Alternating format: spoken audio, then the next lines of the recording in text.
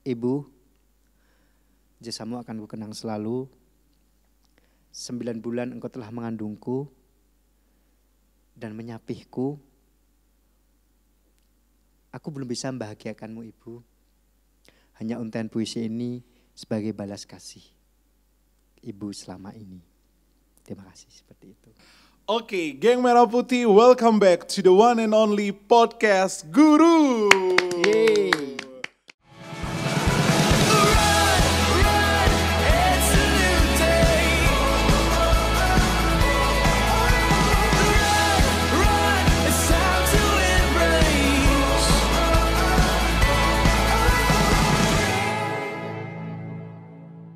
Hari ini seperti biasa Uncle Maynard kedatangan tamu-tamu kece dari kalangan guru.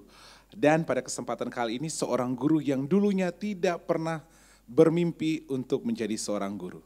Langsung aja kita sambut geng Merah Putih, one and the only Bapak Sumardi. Yeay. Apa kabar Bapak? Alhamdulillah baik sekali. Alhamdulillah baik ya, sehat. Stay strong lah. So stay strong Iya, ya, bukan yes. stay safe tapi stay strong. Ya, ya. walaupun pandemi tetap strong. Oh tetap strong, oke. Sehat Pak, Alhamdulillah. Alhamdulillah sehat. Anak-anak gimana? Alhamdulillah sehat juga. Istri? Alhamdulillah ini di sekolah ini sama eyangnya ini. Oh sama eyangnya Iya, ya. tinggal sama eyangnya tadi. Ayah mau kemana ikut? Ayah mau kerja. Oh ayah mau kerja, iya. Iya bener, ayah kan kerja kan di sini saat ini. Iya, anak-anak udah sekolah belum Pak? Oh belum, masih usia 3,5 tahun. Oh 3,5 tahun, kalau boleh tahu berapa? Apa? Udah berapa orang? Baru satu. Oh baru satu, namanya siapa? Fidelio Alvarezil Resvan. Bagus kan? Bagus banget. Bapaknya Sumardi, tapi anaknya jangan sampai harus lebih lah. Cita rasanya berbeda. Iya, campuran antara Eropa dengan European Iya, gimana, European, jadi ya. Fidel gitu ya, Iya. namanya Fidel. Fidelio panggilannya Io. Iyo, Iya. harusnya sekalian Apa? Fidel. Oh, Fidel. Karena kalau orang Eropa tuh bukan V, tapi bacanya V. Videl. Fidel, Oh, iya. Oke lah. Oke, next ya. Yes. Makanya mulai dari masuk, itu kan nama rumah kan Iyo. Nama panggung ketika mulai masuk SD, Fidel. Vidal, iya, Oke. Vidal. Kayak Maynard pun gitu, Uncle Maynard pun kalau di rumah itu panggilan kecilnya Dus. Terus? Artinya anak Kalau kecil. kalau malam minor gitu. Bapaknya ngumpan, udah tahu ini podcast guru, ngumpan ke sana, alemong gua di bandit. Gak apa bercanda aja. Bercanda, ya harus Oke. dong. Kita tuh harus bercanda Pak, karena sekali tersenyum menambah umur semenit, sekali tertawa menambah umur sejam. Apalagi Jadi guru. harus Guru itu iya. harus ceria, harus lucu di Ceria. depan anak-anak kan biar Iya. gak bosen seperti itu. Biar nggak bosan kayak Bapak nih, ya, duduk pun harus goyang ya. Oh, ya udah. Enak banget ya. Soalnya suka gitu deh. Oh iya. Heeh. Apakah Pak ini selama COVID ini menghambat nggak pendidikan untuk Bapak? Kalau Sekolahnya? sekolahnya sih karena memang ada anjuran untuk daring ya. Iya benar. Harus tetap dijalani walaupun di rumah. Ya menggunakan kemampuan kita, inovasi guru kita misalnya Zoom biar bisa bertemu kan walaupun tidak di mana di sekolah tapi kita tetap bisa bertemu gitu. Ada nanti pakai aplikasi-aplikasi mengajar yang bisa diakses di Android. Gitu. Oke, bisa di Android atau iOS Pokoknya bisa ya. guru nggak boleh gaptek lah ya. Guru zaman sekarang itu harus nggak boleh gaptek. Nggak boleh gaptek. Gitu. Setuju banget. Jadi walaupun ada corona tidak menjadi penghalang Yes, untuk betul. bertemu dengan Oke. adik-adik Iya, ya. anak-anak. Dan beda nggak sih Pak suasana ketika harus Zoom dengan ketemu langsung dalam hal touching langsung dengan Ya tetap adik-adik? beda lah. Tetap beda. Bedanya gini, kita tatap muka langsung dengan anak-anak bisa melihat ke seluruh ruangan lah. Anak A, B, C. Kalau di Zoom kan, apalagi kalau cuma lewat HP, hanya state 3 kan lainnya nggak bisa. Oh iya, benar. nggak bisa. Harus per slide berkali-kali kan slide. yang lainnya gitu kan ya. perlu perhatian juga satu-satu. Iya benar. Kalau komputer mungkin atau Agak PC besar, atau tapi laptop. tetap terbatas kan. Sisi lain kalau masalah komunikasinya, bicaranya kan tetap tidak senyaman kalau tatap muka kayak gini. Iya benar. Lebih Apalagi kalau enjoy. adik-adik yang di bawah kelas 3 kan masih butuh bagaimana cara menulis A, Iya. cara menulis B. Iya. 1 ditambah 1 Iya. sama dengan 2. Angka 2 seperti apa anak-anak kreatif? Iya, Beda setidaknya ya. gitu ya. Iya kan harus. Tapi saya ke kelas 4, kebetulan kelas, kelas 4. 4. Jadi hal-hal yang intinya kalau masalah per-HP-an atau Android dalam arti tugas itu nggak masalah sih. Lancar saja di Lancar aja ya. saya. Aman ya? Aman. Aman ya selama ini ya. Nah karena Bapak udah mulai aman dengan adik-adik, saya mau kasih challenge kepada Bapak Apa? tentang menjawab cepat. Oh gitu, oke, siap. Menjawab cepat ya. Dan ini memastikan Bapak itu benar-benar masih ingat sebagai guru atau enggak. Karena udah 3 bulan lebih ya enggak ke Iya, sekolah ya. iya, Enggak tadi, ketemu. ya. Oke, Bapak fokuskan aja ke kamera. Kamera 3 ya. Oke, kamera 3 boleh. Fokus ya, nggak melirik kemana-mana Pak ya. Siap. Waktu dimulai. Jawab harus dalam waktu 3 detik dari sekarang Pak ya. Ngajar di kelas, 4. 3 mata pelajaran yang Bapak ampu adalah Matematika, Bahasa Indonesia, IPS. nama kepala sekolah sekarang, Sri Haryani Walustari udah pensiun tapi diganti Pak Suwardi. ketua kelas, Ketua kelas Kafka. Kafka. Ranking 1 di kelas siapa? Sekarang kan nggak ada ranking kalau. Oh, nggak ada ranking ya. Tapi tetap guru Appreciate. untuk appreciate biar tahu, tapi nggak ada di rapot. Ya, Nggak oke, boleh. nilai siswa yang menurut Bapak paling pintar. Anissa, Siswa yang paling pendiam kayak saya. Kafka, Kafka. Siswa yang paling ribut, Aul, paling pintar nyanyi. Hilmi, Yang jago sepak bola. Hilmi juga. Nama lengkap istri Bapak. Widya Nurul Lusaikti MPD. Oke. Masa lupa sama itu sendiri kan nggak mungkin. Best. Enggak, kita harus reminding bahwa Bapak itu selama beberapa hari, bahkan udah 2 bulan, 3 bulan lebih nggak sekolah, takutnya lupa semua Kan kan. lockdown, Iya kan ketemu lockdown. terus. Iya. Ya. Ya kalau istri Iya, iya. maksudnya. Kalau istri bukan lagi. Istri bukan lagi, tapi iya. itu tadi sekedar reminding kita kepada Bapak bahwa Bapak masih ingat tentang dunia sekolah atau enggak. Takutnya Bapak udah lupa banget kan. Sayang banget kan Iya. Pak, benar. Anak-anak kan rindu juga sih sama Iya, Bapak kan. Siap. Pak, saya mau tanya kalau boleh tahu Bapak itu besar di lingkungan seperti apa sih waktu kecilnya? Waktu kecil saya itu keluarga tani ya, ayah ibu itu tani. Oke. Kemudian ini menarik sekali, dari SD itu saya dikategorikan anak orang yang tidak mampu lah. Dalam artian tani kan biasa, apalagi buruh tani kan. Berarti buruh tani, Papa Mama buruh tani. Buruh tani yang gajinya nggak bisa ditentuin lah per bulan berapa, tinggal musimnya, musim panen dan sebagainya. Itu pun habis untuk makan setiap hari lah seperti itu. Apalagi anaknya banyak, 5 saudara. Oh 5. Iya. Bapak anak keberapa? Anak saya kelima, kembar. 45 itu saya kembar. Oh kembar ya. Bapak Sumardi dan Bapak Sumarno. Sumarno. Halo Bapak Sumarno. Halo. Gitu. Oke. Dari 5 bersaudara Bapak anak bungsu berarti ya. Iya, jadi petani kan cukup susah-susah gampang ya. Maksud Minar ketika kadang-kadang gini, banyak juga yang belum tentu hasil panennya bagus.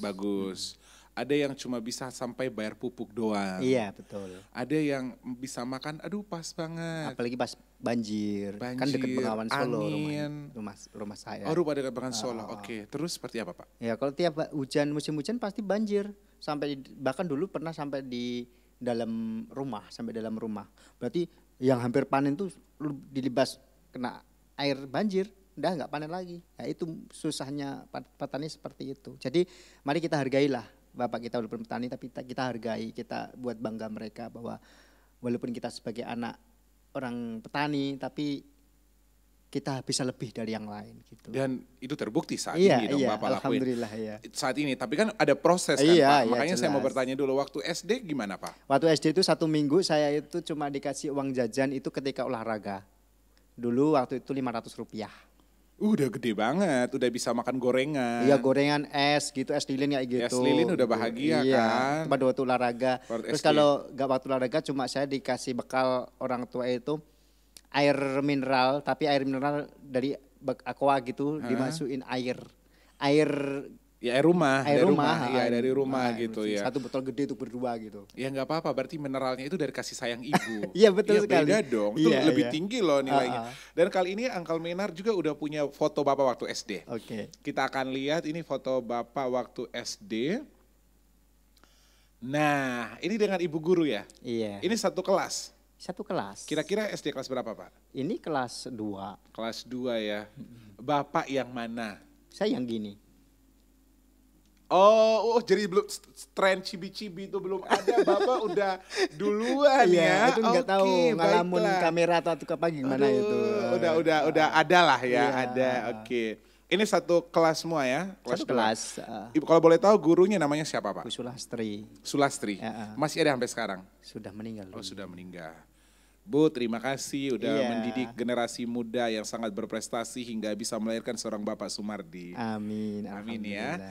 Kalau di antara ini siapa yang Bapak masih ingat? Itu yang situ itu Hudi. Hudi yang mana? Itu yang paling sini, paling kanan ya. Yang lagi menunjuk ini ya? Oke. Setelah Hudi yang gayanya gini? Rinto. Terus yang di sampingnya Bapak sebelah kiri yang poni jambulnya mirip kayak Menar itu siapa? Yang itu? Iya. Yang mana? Ya itu. Oh itu. Itu Bujang itu. Bujang.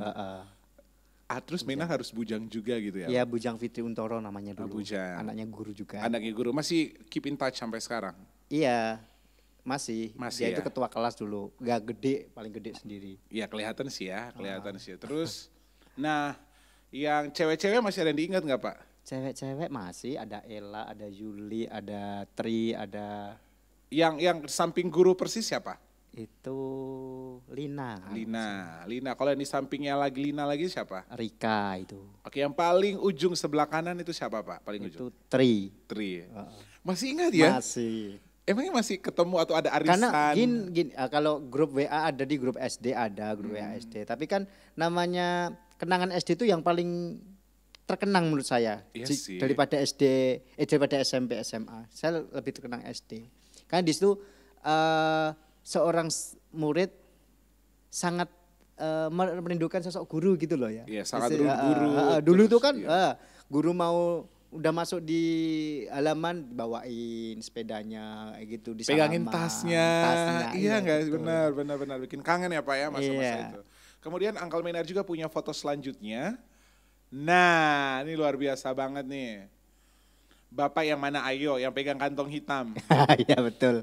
Itu tapi paling kece loh. Kerahnya udah diangkat. Bukan lagi sisip dalam. Itu banjir, pada waktu banjir itu. Serius? Iya, pada itu banjir itu masuk, itu badan saya itu terjerembab dalam sawah, kan lewat sawah bukan lewat jalan dulu itu. Lewat jalan, lewat pematang sawah dekat. Akhirnya Kan pematang sawah kan kecil ya. Iya, makanya. Biasanya cuma nggak lebih dari 30 cm, nggak mungkin. Ya ada lah, kalau di sana ada. Kalau itu masih ada. Tapi kan tergenang air kan. Jadi nggak kelihatan. Nggak kelihatan dan itu tuh terburu-buru dan jatuh. Itu memang buat lomba itu. Ayo siapa yang sampai sekolah duluan nanti yang traktir atau apa gitu. Akhirnya jatuh semua. Lari gitu. Itu dihukum di depan kelas itu. Disuruh berdiri, biasa sih. Karena basah terlambat sebagainya itu. Tapi ini keren loh Pak. Ini dicoba yang dipakai tas warna pink siapa Pak? Itu kembaran saya. Seriusan? Iya. Tapi memang agak beda sih. I see. Itu berarti satu kelas berarti ya? Satu kelas. Dan itu pokoknya jadi anak kembar itu asik deh. Iya, mudah diingat. Bukan itu. Apa? Ketika yang satu itu yang ramai gitu ya. Yang dipanggil namanya salah, otomatis ya misalnya ya kayak saya yang nakal gitu, yang dipanggil Sumarno gitu, akan gini aja misalnya Sumardi ya gitu, akhirnya gue malah tertawa, lah kan bukan saya yang padahal saya yang rame. Iya, gitu. karena kalau siswa tahu mana bisa membedakan lebih spesifik. Kalau temen tahu ya. Benar. Bu, itu, sorry ya Bu, kadang-kadang itu plus minus dari seorang kembar. Tapi memang dulu itu saya punya kekuatan telepati ya. Oh, telepati. Jadi ketika SD ke SMP itu kami pisah. Oke. Kami pisah beda SMP lah. Ke barat dan ke timur lah, SMP Masaran sama SMP Porosoman lah ya itu. Tiap hari itu nangis, saya itu juga nangis. Kenapa? SMP loh ya, udah gede dong. Udah gede. Kenapa nangis? Ternyata karena kejauhan itu. Jauh. Berarti bisa dikatakan kembar identik juga ya? Iya. I mean identik dalam hal feeling dan lain-lain. Itu telepati itu bisa ketika sampai SMA. Setelah itu enggak terasa gitu. Kan mungkin udah gede jadi bisa lebih improve, lebih banyak teman, lebih bisa menghandle emosi kali ya. Oke, terus yang paling tinggi itu siapa Pak? Paling tinggi itu Hudi.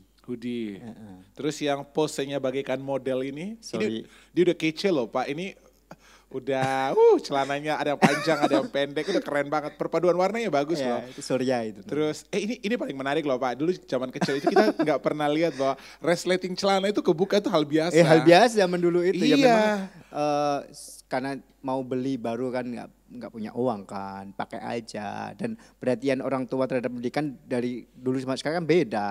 Enggak, maksudnya ini perhatian pendidikannya iya. Maksudnya perhatikan. Tapi untuk penampilan, iya, pendukungnya betul. itu maksudnya seperti esensial itu bukan esensial sih menurut orang tua sih. Jadi kayak ada lebih. Iya, tapi semangat untuk belajar sangat bagus tinggi dulu kan? itu. Iya. Iya. Oke, ini keren banget loh. Cuma doi yang sadar kamera. Posisinya udah keren parah nih kalau gede jadi model. Namanya siapa? Itu Surya. Surya. Udah kenal juga. Mas sampai sekarang masih? Itu udah kerja di NTB kalau nggak salah. Di Nusa Tenggara Barat. Dagang kalau nggak salah. Dagang, pedagang nggak apa-apa. Ini mata pelajaran apa sih Pak kira-kira pada saat itu? Itu kayak bahasa Indonesia. Bahasa Indonesia puisi ya. Siang ini langit terlihat gelap, hujan turun dengan deras, angin pun bertiup kencang. Matahari apa itu? Iya matahari. Oke. Udah lama banget. Dulu kan zaman SD itu kayaknya kebanyakan puisi. Iya. Cerpen. Iya. Aduh rindu deh masa-masa itu. Ya, suruh baca bersama-sama, gantian. Kayak kemarin baru aja baca di salah satu sosial media tentang majalah Donald Bebek itu akhirnya drop out, akhirnya diberhentiin penerbangan. Aduh itu rindu banget. Kalau dulu dari kecil kan kita kan baca majalah Bobo, zaman anak SD banget gak sih? Iya. Majalah Donald Bebek. Kalau yang paling saya ingat tuh dulu waktu kecil itu kalau Uncle Mary tahu itu Satria Baja Hitam. Satria Baja Hitam, itu iya. TV satu desa cuma satu itu. Iya nonton bareng ya, seru, asik, seru banget. Flashback ke belakang itu asik banget. Iya, terus ada foto lagi satu nih Pak. Asik. Ini berasa geng ya. Ya. Berasa ganteng-gantengnya SD gitu ya. Itu namanya siapa-siapa aja Pak yang pakai topi paling kanan ya. Pakai topi itu Aan. Terus yang di belakang yang senyum-senyum simpul iya. Kayaknya Bujang deh itu. Bujang ya. Kok beda ya? Bujang nggak ponian lagi ya? Itu kan tertutup tuh. Tertutup ya. Terus yang pakai topi ini? Topi itu siapa ya? Gak lupa saya. Lupa. Terus di sampingnya? Samping itu Rinto. Iya, Bapak yang di belakang itu kan? Ya itu yes, saya. Benar. Terus yang di belakangnya lagi? Itu Solikin. Yang paling depan? Di depan mana? Ini ya. Itu Juwoto. Kalau di antara geng itu pasti saya yang Juwoto pasti. Yang apa? Paling tampil itu namanya Juwoto. Iya, itu sering klotekan di kelas. Nyanyi, pukul-pukul meja. Seru banget kan? Iya, itu sampai dihukum satu kelas. Tapi namanya anak-anak itu kan lagi belajar musik, mulai mengenal, mulai interpretasi banyak hal. Yang paling mudah itu adalah pukul-pukul di meja. Kayaknya itu seluruh Indonesia Raya pun melakukan hal yang sama. Dan asik sekali di waktu pembelajaran. Sekali. Apalagi kalau pada waktu itu gurunya nggak masuk kelas, nggak masuk di sekolah gitu ngajar gitu. Pertama lagu yang Bapak paling suka pakai pukul-pukul meja itu apa Pak? Dulu Pak Guru nyanyikanlah. Katakan padanya aku rindu. Itu ketika saya mengenang sekali ketika namanya Pak Komari itu beliau sangat saya sebagai sampai sekarang nggak bisa tergantikan lah. Karena satu dia hobi nyanyi, dua sayang dengan murid. Ketika itu beliau kecelakaan. Serius? Kecelakaan nggak masuk beberapa hari. Akhirnya kangen dan semua temen nyanyiin kayak gitu kalau kayak gitu. Pak Guru nyanyikanlah. Katakan padanya aku rindu. Gitu. Oke, jadi kerinduannya sama Pak Komang. Pak Komari. Komari, Iya, Bapak Komari ya. Bapaknya itu setelah itu datang lagi ke sekolah? Iya, itu cuma kakinya aja patah. Terus beberapa bulan perbaikan masih pakai eklangsis pada waktu itu. Terus setelah itu aman, bisa ngajar. Itu guru kelas 6 itu kalau itu. Ya sih guru kelas 6 lagi masa-masa transisi juga ya menuju SMP, jadi kangen-kangennya. Betul. Dan beliau masih ada sampai sekarang? Beliau masih ada, alhamdulillah sehat, tapi udah pensiun. Udah pensiun ya. Udah pernah main ke sana. Kan kebetulan anaknya itu kan teman saya kuliah di PGSD. Oke, jadi masih tanya kabar gimana Bapak? Iya, Bapak sering goncengan sih ketika berangkat sampai kampus sama Oh berarti dia. secara personal emang dekat sama bapaknya juga ya? Nah bapaknya saya lebih deket duluan karena kan saya kenalnya duluan ketika jadi guru. Kalau anaknya kan ketika kuliah. Oh gitu. Enggak Oh dulu kan beda. anaknya beda Iya sekolah. beda sekolah cuma tahu oh itu anaknya. Kan kalau kan pasti di SD kan ada piknik kan, ada Iya. tamasat perpisahan itu ya.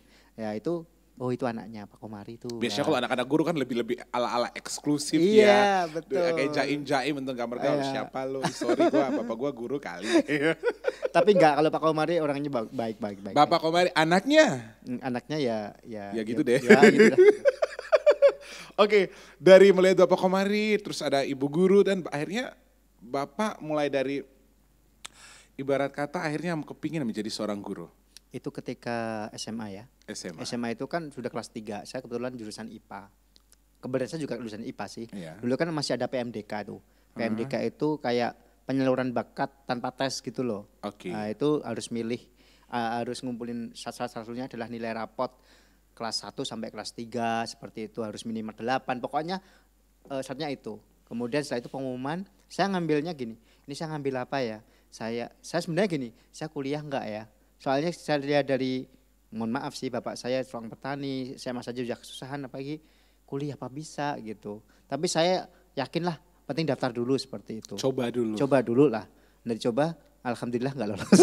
Saya itu waktu itu ambilnya bingung sih, nggak ngambil guru, aku masih bingung. Bingungnya gini, saya pendek orangnya. Berpikir gini, pabrik aja, kerja di pabrik aja tinggi ya minimal harus 160 lah. Apalagi di BNI sebagainya. Nah salah satunya adalah guru kan nggak mungkin ada apa namanya kriteria syarat tingginya harus berapa Iya itu bukan kan model, bukan walaupun model. guru jadi role model, Iya, tapi bukan model. Nah, ya. akhirnya karena nggak terima terus lain waktu saya daftar keguruan PGSD itu. Padahalnya awalnya tidak bermimpi menjadi seorang guru. Sebenarnya saya itu sudah punya basic karena Ada saya dulu ya saya bukan sombong nggak sih. Saya dulu pernah ngajar TPA. Oke. Taman Pendidikan Al-Qur'an di desa Iya, gitu. iya. Jadi ketika mendidik apa namanya anak-anak itu sudah paham lah. Iya, bagaimana cara ya, apalagi transfer ketika di nilai. SMA saya ikut organisasi Rohis sama OSIS. Oke. Jadi kan Rohis juga. Iya. Wih, asik. Ya nunggu maju juga itu loh tadi. Kan ngiras pantes nggak bayar kos kan di masjid iya. jadi marbot sama itu. Kemudian sangat ngisi setiap Jumat kan ada kajian-kajian Jumatan ya. Itu kan ngisi di apa di kelas-kelas gitu. Ya minimal ya kalau di agama saya Islam sampaikanlah walaupun satu ayat, sampaikanlah kebaikan walaupun satu ayat lah itu dulu pada waktu itu. Itu punya basic akhirnya saya diajak teman yuk kita daftar PGSD aja yuk. Gak apa-apa lah. Zaman dulu kan ya lagi blooming-bloomingnya PGSD ternyata. Di zaman itu Iya, ya lagi karena bloomingnya. lagi peningkatan Iya. tenaga guru ya. jadi Dan menjadi butuh tren. gurunya banyak Iya, pada waktu benar, itu. Benar. Itu yang buka D2 kemudian lulus akhirnya lanjut ke S1 dan di waktu kuliah itu luar biasa perjuangan hidup saya itu luar biasa di kuliah itu. Banyak buktinya teman-teman saya saksinya juga ada kok teman-teman guru di Sleman, masih teman kuliah saya juga. Jadi benar-benar waktu guru itu mohon maaf Pak ya, ketika pada saat Bapak mulai SMA, itu untuk kehidupan Bapak mohon maaf, akhirnya harus menjadi seorang marbot. Marbot itu adalah Penjaga masjid lah, penjaga pembersih ya tukang azan, kemudian nyiapin ketika Jumatan bersih-bersih sekitar lah seperti usai itu. Jumatan juga Kan tiap harus bulan bersih. dikasih toh itu untuk bersih. Karena apa? Jarak antara SMA saya dengan sekolah dengan di rumah itu kalau ditempuh dengan sepeda motor setengah jam lah. Kalau apalagi ngebis ya pakai uang lagi kan. Akhirnya Berarti lebih dari 45 kilometer lah ya. iya, akhirnya terus saya sama kakak saya kan kebetulan SMA-nya satu lagi. Dulu SMP-nya kan pisah, SMA satu lagi. Yuk kita bantu orang tua lah. Saya dulu SMA itu pernah jualan buku di bis-bis. Seriusan? Iya di bis-bis. Pernah ke apa namanya? Ke pergok teman saya bawa buku. Saya kebetulan itu disuruh jualin buku temen nanti bonusnya buat kamu lah gitu. Kamu jualan buku? Enggak, ini praktek akuntansi gitu, praktek ekonomi gitu. Zaman dulu kan belum kelas 2, kelas 3 kan masih ada ekonomi. Ya, praktek lah, ini praktek penjualan gitu. Ya untuk biar gak malu lah seperti itu. Tapi ini benar saya lakukan itu beberapa kali juga. Kenapa harus malu Pak? Dulu ya apa ya? Ya karena di bis lihat temen gitu loh. Lihat temen gitu masih ada rasa malu apalagi laki-laki gitu loh. Takutnya nanti sampai di sekolah kan dibully, tukang buku dan sebagainya kan takutnya seperti itu. Makanya saya pakai alibi saya dengan basa-basi itu tugas ekonomi gitu. Tugas ekonomi gitu ya. Seperti Oke, itu. Ya pinter-pinterlah seperti itu. Pernah juga ketika SMA kelas 3 itu saya juga menjaga toko militer di SMA saya kan dekat kantor militer Yonif seperti itu. Itu ada 1, 2, 3 bulan saya di sana dipercaya untuk menjaga tokonya karena saya di masjid beliaunya latih TS. Iya. Lihat saya ngobrol banyak-banyak, oh ya saya butuh seseorang untuk jaga toko setengah hari aja nggak apa-apa sampai malam. Oke aku bisa, nggak masalah. Itu bisa menambah income, kita nggak perlu minta bapak ibu. Saya sudah tahu bapak ibu masih keberatan. Saya sekolah SMA saya sudah alhamdulillah. Dengan anak 5 itu semua sekolah. Tapi kakak saya nomor 2 itu yang masih cuma SMP aja. Yang lainnya SMA, SMK. Dan yang kuliah cuma satu saya aja. Seperti itu. Dan akhirnya pada saat itu setelah tamat SMA, dengan SMA segala perjuangan yang Bapak miliki, menurut saya itu sangat-sangat worth it. Maksud saya keren banget Pak. Iya. Perjuangan Bapak itu untuk memulai itu belum tentu di orang lain bisa bertahan Pak. Gitu ya. Iya. Okay. Bapak harus tanda petik harus kerja ekstra, ibaratnya tidur harus subuh, bangunnya juga subuh kan ada azan sudah di subuh kan, harus bersih-bersih, harus jaga masjid juga dengan baik. Beruntungnya dapat uang saku, tempat tinggal. Iya, harus ada timbal balik dong. Tapi ya benar. Di samping itu saya bisa mengambil hikmahnya. Teman-teman saya ikut les, ikut apa, saya kan enggak cuma belajar kelompok di masjid dengan orang-orang. Kebetulan satu Indonesia itu Rohis itu banyak yang pinter-pinter lah. Kebanyakan sih gitu, kebanyakan itu. gitu sih. Iya, saya tidak sombong sih, dulu itu pernah jadi juara umum di tingkat SMA. Best. Itu saya dengan kakak saya itu juara, saya kan beda kelas, gak boleh satu ini kelas, gak bingung seperti itu. Akhirnya dua kelas, kakak saya juga juara 1 pada waktu itu, tapi bukan umum sih. Iya. Sebenarnya Bapak mau bilang bahwa bagusan Bapak. enggak juga. Tapi dari hal keberanian, emang pada ngakuin adiknya yang lebih berani, aku yang lebih berani daripada kembarannya ya, lebih pemalu gitu. Iya. Kalau saya malu-maluin ya mungkin ya. Enggak juga sih. Bapak yang bilang ya, bukan Minar. Oke. Tapi itu ya, masuk SMA nih. Tantangan terbesarnya apa Pak? Maksudnya gini, sorry ya, mohon maaf banget. Ketika Bapak sendiri bilang bahwa waktu SMA hidup aja susah. Apalagi ketika menjadi kuliah kan biayanya pun akan semakin lebih tinggi. Kemarin kebetulan kakak saya itu pada waktu itu kerja di Jakarta ya. Dia pengusaha, sudah sebagai supervisor sebuah toko besar gitu. Dia sukses lah pada waktu itu loh ya. Tapi sekarang gulung tikar sih. Tapi nggak apa-apa lah, itu sebagai pelajaran hidup lah. Nah itu beliau yang menyokong biayanya. Tapi saya juga nggak harus tiap butuh sambat sama kakak ya, enggak. Terus akhirnya saya dari diri ikut orang pada waktu itu. Ikut dosen saya pada waktu itu. Kenalnya dari mana Pak? Kenalnya ketika itu saya masuk udah tes ujian masuk, ada tes keluar lulus. Kemudian saya ikut organisasi namanya SKI, Sentra Kegiatan Islam pada waktu itu, UNS tahun 2006. Itu ikut tes juga, tes baca Quran dan sebagainya, tes tajwid dan sebagainya seperti itu. Terus akhirnya gini. Lah, pada itu ada rapat, kan udah tes. Ini harus yang tesnya bagus jadi ketua gitu. Padahal saya sebelumnya saya nggak mau jadi ketua, saya nggak mau. Karena pikiran saya berat, saya itu harus memikirkan organisasi, sisi lain saya memikirkan orang tua, sisi lain saya memikirkan diri saya sendiri untuk bagaimana tidak merepotkan orang tua dalam. Dan harus kerja. Iya, seperti itu. Terus akhirnya ketemu sama saya kan sampai stres tuh, dulu sampai stres sampai mohon maaf, pernah mukul-mukul kepala saya ini di tembok di rumah. Terus orang tua, iya karena saya dilematis, mikir orang tua, mikir saya kuliah, mikir bagaimana cara menutupi kebutuhan ketika kuliah nanti. Itu baru awal-awal semester loh. Stres ya. Iya, karena sisi lain nggak ada orang yang memberi masukan seperti itu. Akhirnya ketua yang dulu itu ngomong sama pembina SKI-nya itu, Pak ini Mardi malah kayak gini, orangnya gini. Akhirnya beliau nyuruh saya ke masjid, ketemu di masjid. Gitu, nak gitu, kamu nggak usah khawatir. Masalah itu kamu tetap jadi ketua nggak apa-apa.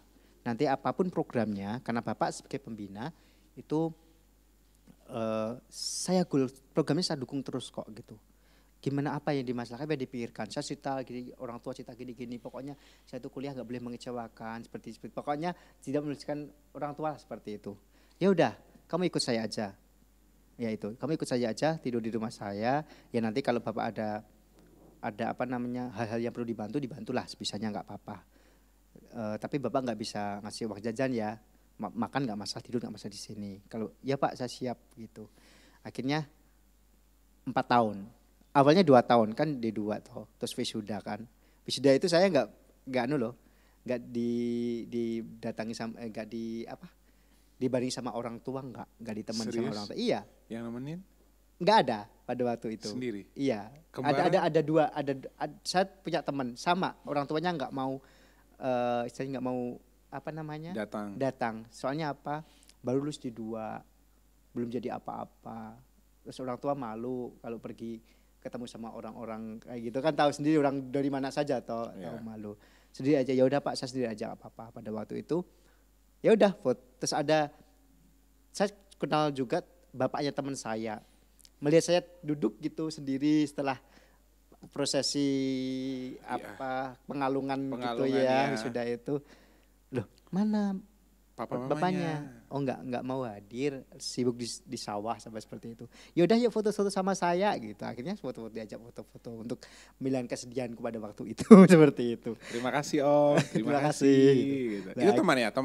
Orang tua teman. Orang tua teman. Dan setelah itu udah lulus kan? Nah, itu selesai kerja jadi GTT sambil ngelanjutin kuliah lagi S1. Ya di situ juga, ya kuliah S1 itu diminta sama bapak angkat lah ya, dosen saya itu untuk kembali lagi ke beliaunya lagi, tidur di sana, bantu di sana, kan dekat, itu satu komplek dengan kampus seperti itu. Ya sangat, ya sisi lain saya jadi ketua SKI, sisi lain saya ketemu sama pembinanya itu tiap hari, jadi ya sungkan lah. Tapi alhamdulillah itu buat pembelajaran saya dan menguatkan saya selama ini seperti itu. Tapi kan finally dari pengalaman Bapak jatuh bangun itu terbentur dan finally Bapak terbentuk juga dan kuat kan. Alhamdulillah. Dan menjadi seorang guru yang berbagai banyak problematika yang ada, mau itu di rumah maupun di sekolah, di personal kita sendiri punya masalah, akhirnya bisa mengantarkan Bapak juga ke berbagai workshop internasional. Ya alhamdulillah seperti itu. Alhamdulillah. Kita punya data nih. Bapak pernah ikut course on Southeast Asian Realistic Mathematics Education for Primary School Teacher. Yes. Benar ya? Yeah. Kemudian ada workshop on utilizing scientific calculator in primary school math classroom. Jadi yang pertama itu tentang matematika untuk guru-guru SD. Sekolah dasar. Dan kemudian penggunaan kalkulator ilmiah untuk kalkulator ilmiah kan tidak mudah ya, tidak seperti pada umumnya gitu ya. Yeah. Dan anak SD sekarang udah pakai kalkulator ya? Kemarin tuh kenapa saya ikut itu memang kemarin di share di grup alumni gitu ya, alumni di Siameo gitu. Ada yang saya ikut. Ternyata latar belakangnya banyak kan orang-orang entah itu wali murid, entah guru-guru lain itu menganggap kalkulator itu membuat malas lah. Karena hitungannya pasti gitu, langsung ketemu gitu. Padahal enggak. Yang kalkulator saintifik itu tadi, itu sempat malah jadi penelitian juga. Kemarin ini jadi proses penelitian saya juga ini sekarang ini. Ternyata kalau barengi dengan konsepnya, caranya itu membuat anak berpikir kritis. Kenapa bisa seperti ini? Seperti ini, enggak langsung terus 3 kali 4 itu enggak itu tadi bisa pecahan, buat pecahan jadi desimal jadi pecahan campuran itu pakai itu bisa. Kenapa bisa kini jadi campuran tuh di situ ada korelasi, ada prosedurnya yang itu bisa dibuat anak cara berpikir kritis seperti itu. Iya, karena orang berpikir kayaknya mempermudah anak-anak akhirnya terus malas. Tapi kan itu di Eropa itu justru anak-anak di Singapura gitu juga sudah dikasih itu. Kemarin saya bilang sempat ngobrol sama narasumbernya. Cuma di Indonesia aja yang mindsetnya masih Karena terbiasa dengan Simpoa kali. Sebenarnya Simpoa juga bagus. Bagus, Hanya kan ada banyak metode yang dipakai untuk membuat anak itu daya kembangnya lebih bagus. betul. Apalagi seiring perkembangan teknologi yang semakin tinggi, otomatis guru pun harus lebih upgrade lagi kan untuk kesiapannya untuk adik-adik khususnya anak-anak kreatif Indonesia pada umumnya dan geng Merah Putih. Well, kita punya foto ketika Bapak pun mengikuti berbagai workshop internasional. Ini yang apa, Pak? Ini yang RMI. Oke. RMI itu maksudnya gimana, Pak? Itu kan Realistic Mathematics Education, berarti bagaimana membelajarkan matematika secara realistik, relevan di dalam kehidupan sehari-hari gitu. Oke, jadi apa-apa itu nggak mesti harus kayak Pitagoras. Ya ini, betul. Nggak perlu. Untuk memperjelas konsep ya. Memperjelas konsep. Saya sudah praktek itu dengan semangka pas pecahan. Oke. Tujuannya satu, memperkenalkan pecahan. Kedua, untuk bagaimana cara memberikan anak semangat untuk cinta buah lokal dan memakannya. Yaitu dibelah-belah, ini pecahnya berapa, terus nanti dimakan bersama-sama. Itu sisilannya ada matematiknya, kemudian ada kebersamaannya, kemudian ada cinta buah lokalnya atau kebiasaan makan buah lah seperti itu kan. Ada anak yang juga suka makan buah. Dan dengan itu welcome, anak-anak suka, enjoy karena real. Iya, real. Dan ada di sekitar mereka. Enggak cuma gambar, real ada. Itu bisa semangka, bisa puding, bisa jadi anak-anak bisa kue, belajar sambil makan kan juga. Seru ya. Gratis juga kan. Perutnya juga yang lapar akhirnya enak gitu. Tapi ya adil lah. Ada lah, iya. Oke, next selanjutnya ini training on STEM system ya. Ya, itu di Bandung ketika di Bandung. itu yang ngadain Siameo Kitab in Science. Okay. Itu guru-guru di Asia Tenggara, ada dari Vietnam, ada dari Thailand, ada dari Singapura, ada dari Filipina itu memang itu diseleksi juga sih, ada wawancara bahasa Inggris, kemudian sertifikat TOEFL dan sebagainya. Juga diperhatikan ya Pak ya. Karena ya gimana dong, komunikasi kan harus pasti kan. Takutnya di ngomongin apa, guru-gurunya nggak ngerti. Kan kurang seru ya. Tapi saya juga pengen memperbanyak pendidikan bahasa Inggris saya itu. Saya dulu agak lemah dalam bahasa Inggris sejak SMA seperti itu. Tapi makanya ini penting banget guru itu mampu bisa berbahasa Inggris sangat, apalagi zaman sekarang itu. Karena banyak sekali pelatihan-pelatihan yang dikirim keluar juga kan. Karena kita mengikuti tren perkembangan teknologi yang terus berkembang setiap hari. Mau nggak mau guru-guru zaman sekarang pun harus paham. Iya, kan, revolusi industri 4.0 sekarang. Yes, benar. Bahkan udah menuju. Iya, benar. Di atas itu sekarang lagi naik kan, Pak. Kemudian kita juga punya foto selanjutnya. Ini ketika praktek tim, yaitu filtrasi air. Bagaimana anak-anak besok dikenalkan kalau misalnya besok itu ada bencana kekeringan lah. Bagaimana kita mensikapi dengan air yang kotor bisa dijadikan minuman, air bersih. Itu secara sederhana seperti itu. Iya, benar.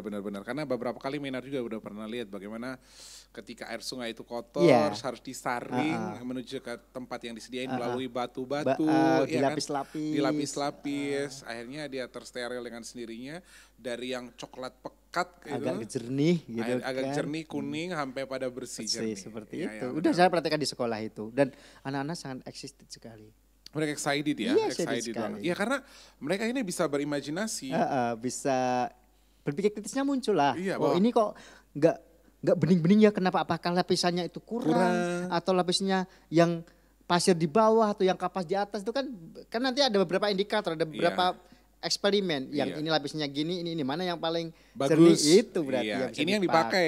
Gitu kan bisa diproduksi massal misalnya kalau bisa. Gitu. Dan bagusnya anak-anak pun akhirnya dapat soft skill itu dari kecil. Iya, dan belajar ilmiah kan. Yes. Masih ilmiah benar seperti banget. itu. Benar banget. Istilahnya itu karakter sainsnya kelihatan gitu, seperti itu. Benar. Akhirnya itu menjadi menarik kan. Nah, saya mau bertanya kepada Bapak, apa yang menurut Bapak, seberapa penting seorang guru harus mengikuti berbagai workshop? Yang utama gini, sekarang kan teknologi itu kan berkembang. kalau kita seperti kata dalam tempurung nggak kemana-mana, kita kan nggak punya ilmu yang bisa kita tularkan ke anak-anak, kita praktekkan ke anak-anak. Oke lah kalau pengen jadi guru khusus untuk anak-anak, ya mungkin ada sisi positif negatifnya ya, Uncle Mary. Sisi negatifnya gini, mungkin meninggalkan kelas kan itu kalau apalagi kalau di luar kota atau di luar negeri itu kan kayak gitu. Tapi si positifnya kan bisa diimbaskan nantinya. Kalau nggak seperti itu kan ya kayak tadi kayak kata dan tempurung nggak bisa kemana, otomatis ilmunya juga itu aja gak berkembang. Benar. Seperti itu. Contohnya ya hal kecil, ketika Bapak diajak keluar negeri ikut workshop nih misalnya, ketika pulang kan bisa memotivate anak-anak. Iya. Nih anak-anak kreatif Indonesia khususnya geng Merah Putih, ketika kalian ingin keluar negeri daripada habisin duit, mending seperti Bapak ketika jadi melewat prestasi, iya kan? Itu kan contoh real dan anak-anak akhirnya paham. Oke, kalau saya mau keluar negeri bisa jadi motivasi kan? Ketika saya mau keluar negeri, saya bisa melalui beasiswa. Hal ini tuh sebenarnya pernah saya tonton di salah satu anak Indonesia yang sangat kreatif juga, Jerome, dia seorang YouTuber juga dan dia YouTuber juga, tapi dia tuh pemenang beasiswa untuk matematika murni di Jepang. Oh Jepang, tahun berapa itu? Sekarang dia masih kuliah sih, dia masih kuliah. Jadi dia dari Surabaya, fokus banget tentang dunia pendidikan dan bagaimana cara dia untuk jadi luar negeri. Salah satu dia harus dapat beasiswa dan it works dan it happens gitu loh, itu jadi kenyataan. Luar negeri gratis kan, nggak tahu apa ya. Iya dong. Itu diberi saku kan. Di uang iya benar. Pulang dapat kerja sedikit lebih mudah. Dapat jaringan teman dan sebagainya, itu yang belajar penting. Pengalaman, culture, banyak hal sekali. Dan ketika murid itu, khususnya para siswa anak-anak kreatif Indonesia, ketika melihat Bapak pun akan senang. Iya kan, banggalah jadi guru sebagai panutan. Ternyata guru saya pernah gini-gini ya. Itu salah satu bentuk guru sebagai teladan ya. Tapi juga adalah sisi negatifnya, tapi jangan dilihatin ke anak. Tapi kan itu perlu sisi positifnya yang kita tularkan ke anak seperti itu. Benar sekali Pak, itu benar sekali. Kan ini menjadi kayak contoh konkret real ya Pak ya, dari seorang guru kepada muridnya. Itu penting sekali. Oke Pak, ternyata saya juga dengar-dengar Bapak udah punya buku juga. Iya. Ada punya buku ya? Iya. Beberapa buku yang udah pernah Bapak keluarkan? Kalau dari saya yang kemarin itu, yang saya sendiri, bukan kelompok dengan guru yang lain, itu ada antologi Balada Kasih Ibu. Antologi puisi Balada Kasih Ibu. Balada Kasih Ibu. Oke.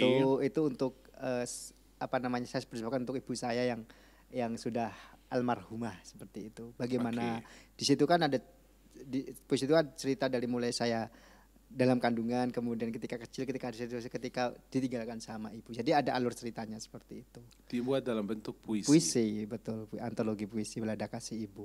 Boleh nggak dicontohin satu Pak? Salah satu bait yang Bapak ingat atau apa aja boleh?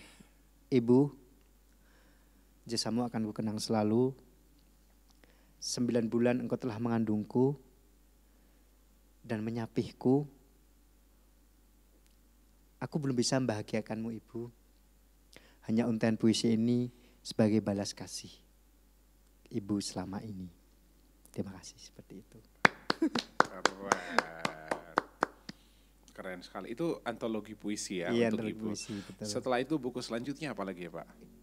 Ada 55 percobaan, tapi nggak saya bawa ini. 55 percobaan tentang anak SD itu dengan istri saya buatnya. Oh, buatnya ya, dengan istri ya. Betul. Luar biasa sekali. Itu percobaan tentang apa Pak? Banyak tentang bunyi nada di gelas gitu. Nanti ada berbeda do re mi fa sol la si do itu bisa, atau balon. Banyak sekali kok, ada 50-an bukunya. Terus selama pandemi ini kita dengan guru-guru dengan siswa kita membuat cerita hati di kala pandemi, itu antologi puisi.